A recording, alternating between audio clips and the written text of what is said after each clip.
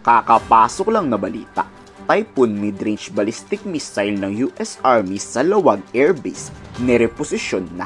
Baka naman inilipat to sa Subic Air Base para mas malapit sa Scarborough Shoal o Bajo de Masinloc. Ayan na, kumikilos na ang Amerika.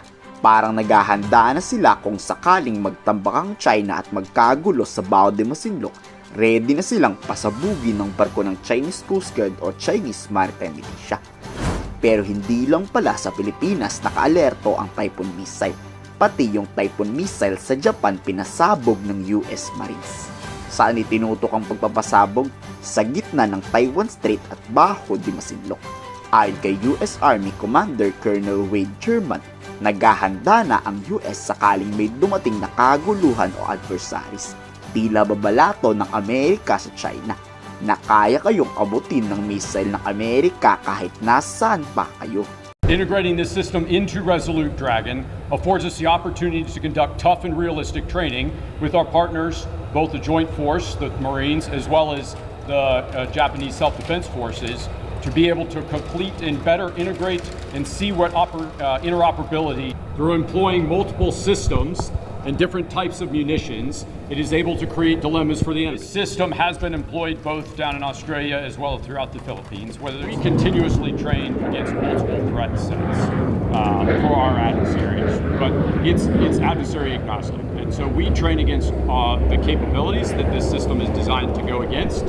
Aerial access, aerial denial systems is what we train against. We work through those in both a competitive environment, a constructive environment, and then deploying the system in a real tactical scenario. And that's what we train against. Iyak na naman ang China sa balitang ito. Tila ginagamit na raw ng Amerikang dahilan ang military exercises para makapag-deploy ng ipinagbabawal na missile. Dito mariin ngang kinundina ng China ang missile test sa Japan. Pull out o alisin na raw ang missile na yan sa lalong madaling panahon. ASAP. Kabadong-kabado nga ang China Tutuusin, mahina pa ang Typhoon missile na yan kumpara mo sa pinagmamayabang ng China ng mga missile. Lalaki kaya ng missile ng China noong parada nyo? O baka naman fake na talaga tong mga missile, pang display lang ganun.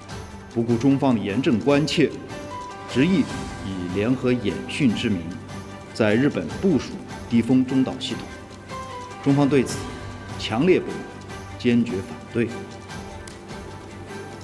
美国在亚洲国家部署低风中导系统，损害其他国家正当安全利益，推高地区军备竞赛和军事对抗风险，对地区的战略安全构成实质性威胁。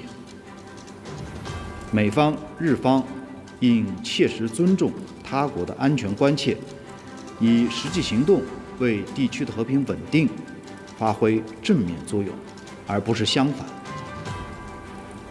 中方敦促美方、日方正视地区国家的呼声，纠正错误的做法，尽快地撤走地风中导系统。 Kaya minsan mapapaisip ka na lang talaga, bakit kaya aburidong-aburido ang China nang tanggalin ang mga missile ng US sa Pilipinas at Japan?